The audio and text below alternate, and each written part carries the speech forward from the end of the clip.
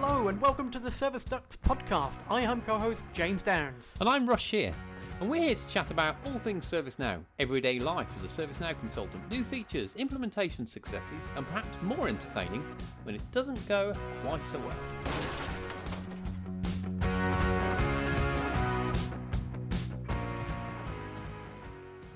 Hello and welcome back to another episode. In fact, it's episode 10 of the ServiceDucks podcast. Today, we're going to be talking about how to get help or how to ask for help, right? So, in our roles, we get asked for help by, people that have just perhaps gone through the administrator course, or perhaps junior devs, or even senior devs that might ask people for help. It's a universal thing, not just ServiceNow specific, but how would you articulate what you need from someone and do it in such a manner that you're going to get a response back that's going to be helpful to you?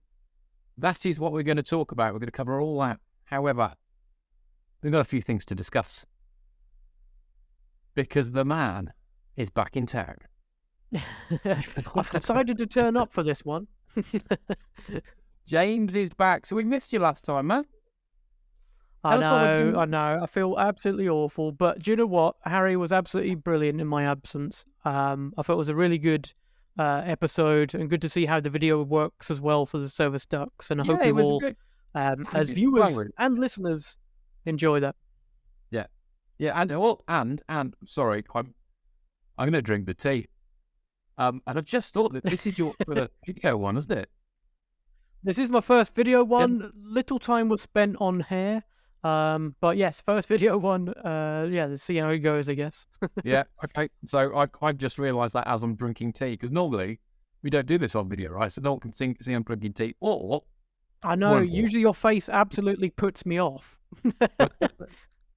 They can't see the I have to turn off webcam so I don't end up in a fit of laughter. Man, yes.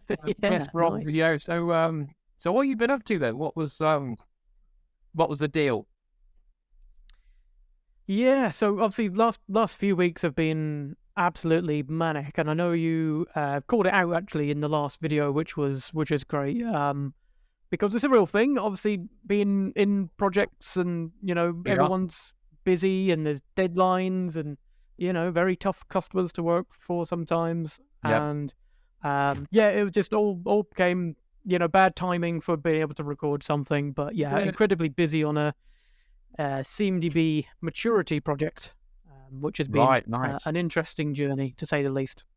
Nice, and I don't think people realise that doing these things together is a challenge because you have to find the availability at the right times, right? And it is, we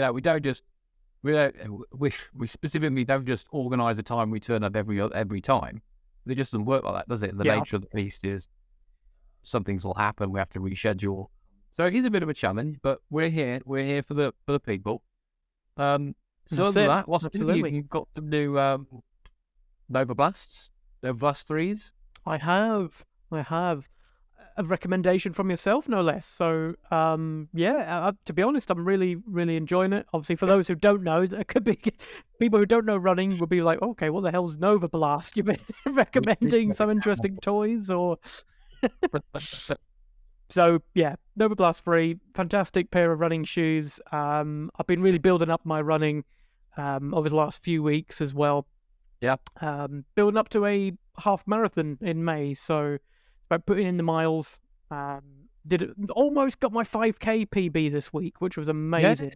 And I put that down to the shoes because I was only 1 minute off. And do you know what? I think when I did my PB, I was at least 25 pounds lighter. Yeah. What's your PB? 26.47. That's fair. So it's an incredibly flat surface. 27 and a half with the wind behind you. Yeah. But that's like, so what did you do the other day? 27 and a half, 27? Yeah, 27 and a half. Yeah. I was really happy with that. Yeah. Absolutely. What have you been up to? But I'll talk about you a bit more. Hang on. But you'll find interested in the ServiceNow stuff. But you'll find the more mileage you do, if you increase your mileage and you go back and then do that again, you'll find it even quicker. But absolutely. Yeah, no, But absolutely. just the Yeah, latest yeah, piece. yeah. It's better to build up that kind of core fitness. Yeah, for sure. Yeah. I It's mean, I'm definitely gonna have a little helping. tip tonight. I've got to, because I'm the same as you. We're both doing training for a half marathon, aren't we? Not doing the same one this time. But yeah, I'm gonna Yeah. get out tonight. I'm gonna have a little tease using the vapor flies. I think might increase the speed. Oh, See okay. what one. Yeah, yeah. I did see you did a 15K the other day, so you're building up the old distance. You know what? I've done a couple of those now. I did one And with my neighbour opposite. Who, to be fair, he hasn't run above 13K before. So we just kind of walk that because I didn't want to destroy him. You know what it's like when you go past 14K, your knees start going. That's it. So I was like, right, we'll run walk. We'll just get the mileage done. But yeah, it's good. Good fun. So what have I been doing? I hear you ask. Right. no. I made a note. I wrote some notes. Oh, I've got loads. these to last talk. few weeks you're starting to prepare. I've got loads to talk about. In fact, we're going to struggle to actually talk about the topic today. It's just going to be me rambling. Usual. Yeah, standard. Normal service resumed. Yeah. ServiceNow meetup. Oh, I ServiceNow meetup in London. I've got to check my mics in the right place. Hope everyone can hear this. If not, we'll try our best to edit, but having some mic difficulties if you haven't picked that up. ServiceNow meetup. I went to that last week. I think we talked about it on our last podcast together a few weeks back. Episode 8. Go and check it out and listen to a lot of good stuff. But yeah, I went to the meetup. I was working in London for the day. I got my scooter from Waterloo. It's got to be done. Fantastic. But do you know what? One thing I did think actually, and I wanted to bring this up because I wanted to ask you this because you all get this, is on the way in, and this isn't ServiceNow or meetup related, by the way. On the way into London, this is the dilemma I face on the train every time. Every time I catch a train, do you? And it's quite busy. Let's not say it's rammed, so you've got to stand up. So you've got.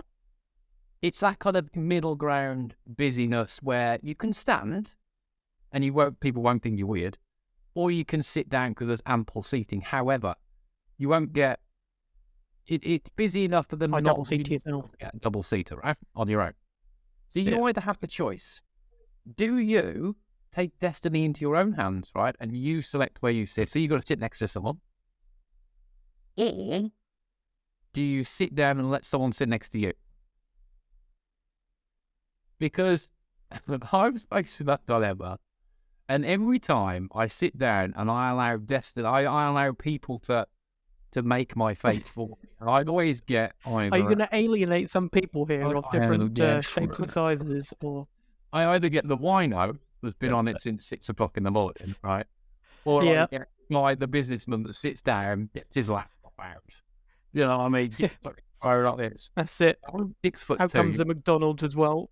You won't It's know. that hope, isn't it? It's that little bit of hope when you get on one of these trains, either going to work into London or coming back out, that you're like, right, please train leave before anyone sits next to me, please, please.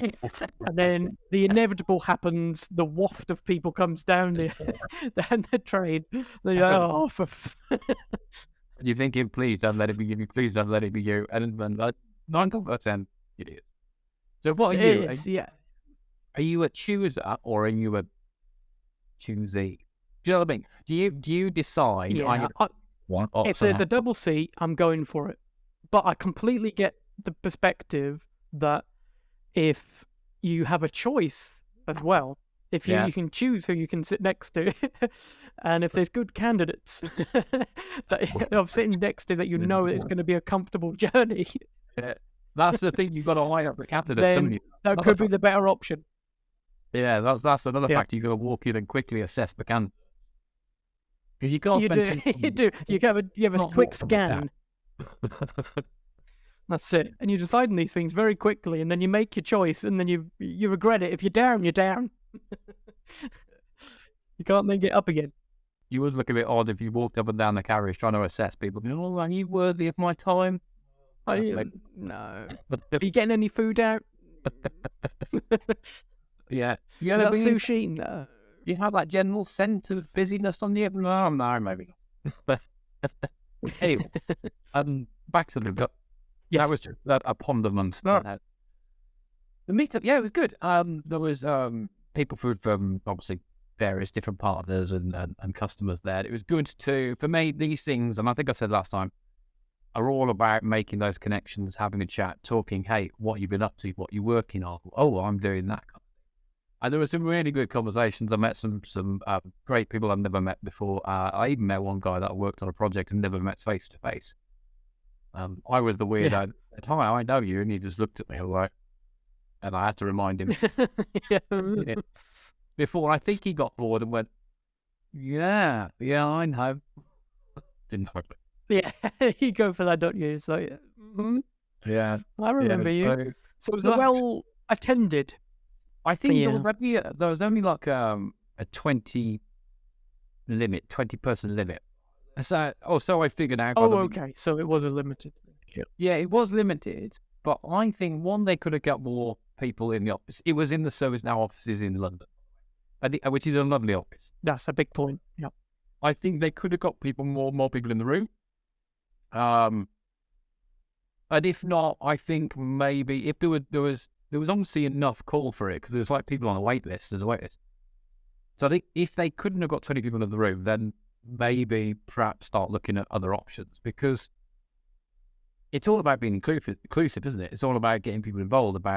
You don't want to be told, oh, your name's on the list. You're not on the list. You're not coming in. You know what I mean? We're not back in the 90s trying to get into. Yeah. So I don't know. Check your shoes. Yeah. But the only thing, well, actually, I was thinking about it, when you went in, they did take your name, like the reception people took your name, checked you out on the list. So I was just wondering what happens if you turn up and you're not on the list. They can't be mean. They got to pay you in, haven't they? Yeah. Surely. They can make up a temporary badge. Did you get a badge? I got a badge that I had to hand back. So not quite a ServiceNow badge. Nothing I can stick on the wall of fame behind. Yeah. One of the highlights for me, though. The big question is, I was about to say, did ServiceNow put up any goodies? That's what I want to know. If you're in their offices, what were they involved at all? Did they, get involved with the structure, or was there any swag, you mean? Yeah, we all got a MacBook to take home. That's it. If you don't go, you miss it out. No. In terms of swag, to be fair, they do Durham and Cobalt put on a good show in terms of beer. And so there was enough beer, there was Guinness, there was wine, there was pizzas floating about, other kind of healthy based things that I don't even know, some kind of salad or some description, bird food. Who cares when you see pizza? Yeah. Whatever. But there was a good show. So yes, it was well catered for. So if you're going for, perhaps if you just know if you've ever just heard the name ServiceNow and get yourself on the meetup list, go, because then you get some free food and drink. Job done. There you go. Yep. The highlight for me was they do a quiz. And one of the answers was who is responsible for 50% of the demo data in ServiceNow instances and has their own Twitter account. Now, of course, the answer is Able Tutor. Some absolute genius thought the answer was, and I don't know why this made me laugh so much, Able Tutler.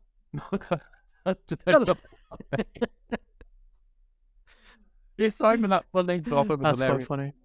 Able Tutler. Yeah. Brilliant. So that was the meetup for me. The saga, the other one thing I do want to mention, because I keep driving it home, the saga for me getting a PDI continues. Oh no, still? I have still yet. In fact, you know what? Oh, I'm my going to goodness. do it live. Whilst we're talking, I'm going to go on to service. I need to hang on to my instances. I haven't upgraded my my Tokyo ones yet, so I've still got them they're sitting ready to be upgraded for a Utah series. We don't know what happened. I think I would just let one slip. But I requested it, sat in a wait list. I even did some YouTube shorts on this because it just amused me, to be honest with you. Nothing else. And I went back in and I thought, oh, I know. Because someone else said to me, I haven't had to wait at all. And you have to excuse me while I log in. I can't do two things. Yeah. And I went in and I thought, well, they've got theirs. I'm going to come out the wait list and I'm going to try and get it again. And, I went back on the wait list. So I've probably gone back. No. That's absolutely genius. Yeah, but I continue to get on the Maybe wait they list. just got your account blacklisted. Well, I said, right, I think they've got me blacklisted as a pest. I think they're just treating me as a pest. I think, well, we're not going to give them anything. And in reality, do I need... Well, do you know what? I do need an instant because it means I can't do any YouTube content without it. You have to put up with me just talking. That's it, you have to stop nicking mine. No, well, yeah. Hang on. Talk about something interesting for a minute. I'm logging in. Yeah. That's where the buds have requested instance. Boom. That's done. Asking help. Career saved. Look, I'm going to share my screen. Hang on. Ooh. This is live, people. Which screen I was must shared? admit, I had one instance which was sleeping, and it seemed to be sleeping forever. Sure. I've been trying to wake it up and wake it up. It took 20 days for me to Right. wake the bloody thing up. Here we go. Look, I am still waitlisted for an instance. I'm still there. That has been now, I'm not joking, got to be 14 days. Got to be. Shall we roll the dice? Should we do it? Oh! I'm going to do it. Let's leave. I'm going to leave the waitlist. You may as well. Just for giggles, this is going to end up pie on the face. We're going to start building again. Okay, I'm excited for this now. Right. Ooh. Now So presumably you got that far before. I've got this far, but look, it says no instances available for everything, right? Alas. So every time I've tried Utah, Yeah. what shall I do? Come on. Shall I do Utah? Like, no one wants San Diego. Yeah, that's kind of yesterday's news. You reckon? Yeah. I mean, if it says no instances available across the board, then You got you have to be a wait list for San Diego. I don't know what I was expecting to happen then. I thought that'd be more dramatic than it actually was. I thought it'd go, "Way, you can have it now," but no. Right, here we go. We'll email. No. Now you're back to the back of the list.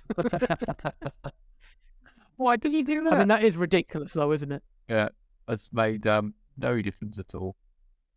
But I don't know. I'm going to stop sharing here.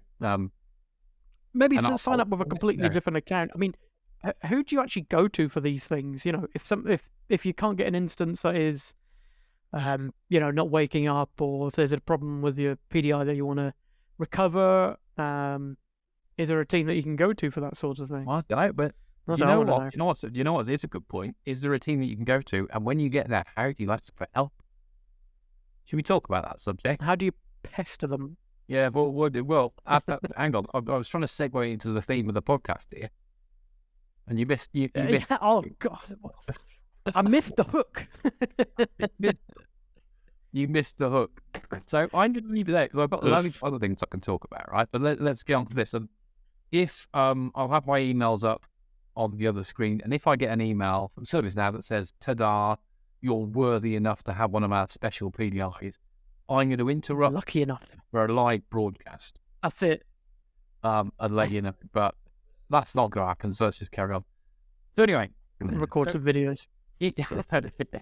So this occurred to me the other day, right? So in my role, so I act as a kind of architect, lead, senior in different capacities, and I don't think it matters what capacity. No, the point is when you're asking for help, how you ask in such a way that you're going to get a positive response back, or a response back that's meaningful. Because one of the traits I see is people are quick to almost kind of panic and just kind of shotgun you. And what I mean by that is just give you a load of information all at the same time. I tried this and it's not working. I backed it down and it did that and it did different. Yeah. And I'm the kind of information overload to digest and think and kind of go through the motion. So what are your thoughts or your opinions? Talk, let's go. What do we think? Yeah, so what I think is that obviously you need to think about why you're asking for help in the first place, I guess is my first point. In terms of maybe you've got to that point where, that breaking point where you mentioned the word panic. Yeah. That exactly that panic point where, like, you spent so many hours, maybe trying to fix a script, and we've all been there. We've all been there, and to deep into a script, you just can't get it working for love nor money. And you've reached that point where, like, I need a second set of eyes on this to just help me out here, sort of thing. So yes, it's about understanding at what point that is, because it's all about when should you actually ask for help. Okay. I guess what I wanted to just go into a little bit is when is it acceptable to ask for help? Because there's this almost this notion or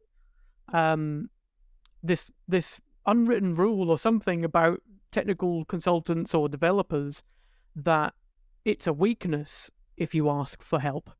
If you're in this kind of bubble of, it's your job to go and develop something, it's almost on you to try and figure it out yourself. And I don't know where that has kind of come from, because you just don't think about the bigger picture. So I wanted to get your feedback on that in terms of understanding the bigger picture of maybe you're as part of a project or delivery and you're stuck on a problem. Oh, you're not allowed to bat it back to me. That's not the game. That's not the way things usually go, but no. Switching it up. That's a good question, right? So I think now more than ever, we've talked about before community and collaboration and how important it is to get involved in the community in some capacity and collaborate with your peers. And I think years ago, you're right. I think years ago, maybe it was, he needs help. Like, it's kind of an old-fashioned way of looking at it, I think, is yeah. And I'm one of those people, right? I specifically thought, oh God, I don't want to feel like a failure by asking for help. Right? I don't want to feel like I'm failing, therefore I'll stay awake till 3 o'clock in the morning and sort it out. Oh. And in some instances, I think that's okay. That's a right passage. That's what some people do, right? But now, absolutely, let's just dispel that myth right now. It is 100% acceptable to ask for help, right? I will, absolutely, in things that I don't know, all my skill, project management stuff. I'll ask for help because it's not my skill set. It's not something that comes naturally to me. So that's absolutely okay. I think that the difference is, for me, is if I'm going to ask for help, I think I need to show that I've at least looked into it or attempted myself. Do you know what I mean? Yeah. Or I don't know where to look, therefore I'm asking for help. Can you give me some pointers? I might come back to you later. So I think 100% is fine to ask for help, but you need to take destiny into your own hands and take yourself some of the distance. Yeah, I mean, is that almost dependent on the role that you are performing? So it could be that you are a junior technical consultant, you've been given a particular job, and maybe there is, again, tight deadlines. I mean, I don't know why you would give a task to a junior dev if there's really tight deadlines or things. That's another thing. But if they've given it a go, maybe they haven't gone back and read doc sites or community forum to try and figure out the problem themselves. They don't have that kind of troubleshooting skills yet. Is it at that point acceptable to just put your hand up and say, I think so. Look, hey, I'm struggling with this. Can someone just give us a hand? Yeah, I think so. I would rather, again, you've led teams, right? I would rather know that someone's struggling or needs help as soon as possible rather than wait and wait. And I'm conscious that I might be slightly contradicting myself, but I'm not. I'd like someone to make the attempt to tell themselves and then say, hey, hang on. But think about how the team operates. So don't wait until the end of a sprint to go, oh, hang on, it's the last day of the sprint. Oh, I've only just realised I've got to do this story because I've only just noticed. I've only just paid attention. Now I'm going to need some help. You know what I mean? Perhaps think about... so it depends on that bigger picture is what we're saying here. Yeah, I think so. I think so. But when that time comes, and I'll let them try something different. I'm going to put you on the spot. When that time comes, it's about how you ask for help. Right? So... Yeah, absolutely, what I'm trying to get at, and I know from my perspective how I try and do it. It's like whenever I raise a case on ServiceNow, iPortal that's not iPortal that we all call iPortal, that thing. Or if I'm talking to all those chatbots on like Sky or something, they're just hilarious though, aren't they? I'll just try and word them up. But it's like, how do you? You give them the minimum information. Yeah, yeah. Guess this one. But how do Figure you it out. ask Should them? know your side. What's wrong? So, from your perspective, someone coming Yeah. to you, how are they to approach you? How are they to ask? What information do you need? Yeah, well, I've got a couple of actually examples from fairly recently where this has happened. Actually, Oh, in one of my previous projects you've hang last on, year, hold the phone. You've done research, haven't you? I've prepped. You've prepped. Well, it's not even research; it's my own personal stuff that Oh, happened last year. So you this prepped. was just writing it down though, because I had them ready. We Good examples to missed you use. last week because there was no one to do any prep. It was just me, Harry, winging it. Then here you are prepping away. Come on, then, preppy. That's it. I'm back. I'm back. back in the room. Yeah. Okay. Go on. That's it. That's it. Yeah. So I was an architect on a particular project, and one of the team members, one of the technical consultants, was in that same situation where they were stuck, and they've spent a lot of time in the sprint trying to figure out this same problem. And what they ended up doing was they emailed me a whole War and Peace novel on what the actual issue was. Started with, this is the story that I'm working on. Here's a few screenshots. Here's the process flow. Here's 10 paragraphs describing the actual issue. Whereas, of course, what they could have done is just pinged me on Teams and say, hey, are you free? Have you got a couple of minutes to just chat for a problem? And another example is, so the other example is actually the polar opposite of that, which is more from an exec level, them asking you for help. Hey, can you go on a call with this particular customer? This is escalating. There's a technical problem. Not telling you any information about what the issue is or any background or anything like that. You just have to go on that call, and then you don't know their names. There is an expectation that you're an expert of whatever their problem is. And then you're kind of fighting fires at that point, trying to build up the relation with the customer and trying to understand what their issue is, what it's about. And in that example, I didn't know, I wasn't an expert in that particular area, so I had to take it away with me.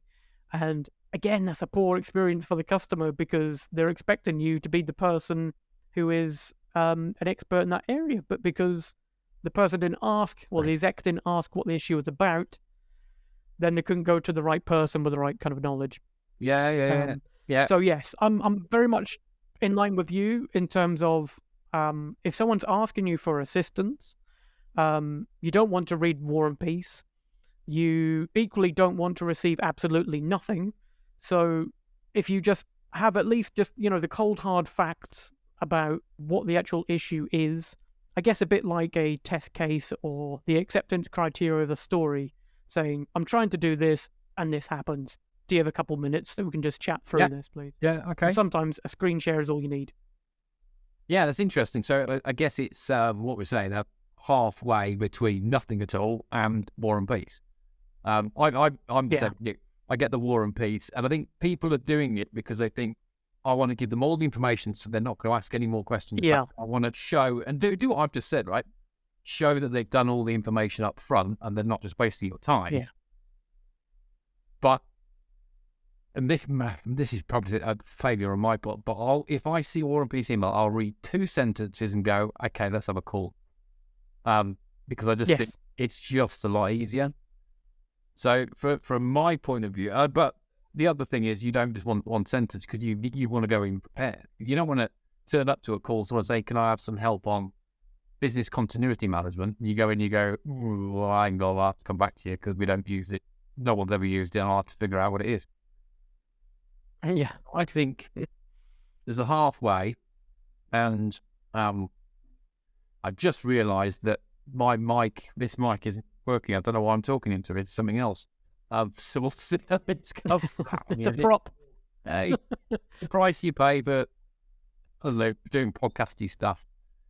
But I'm a halfway house kind of person. If someone's coming to me for help, I'm like you. Don't need War and Peace. However, what I think is good is I like to know, very short and sweet, what is it we're expecting to happen, what it isn't doing, and what it should be doing, right?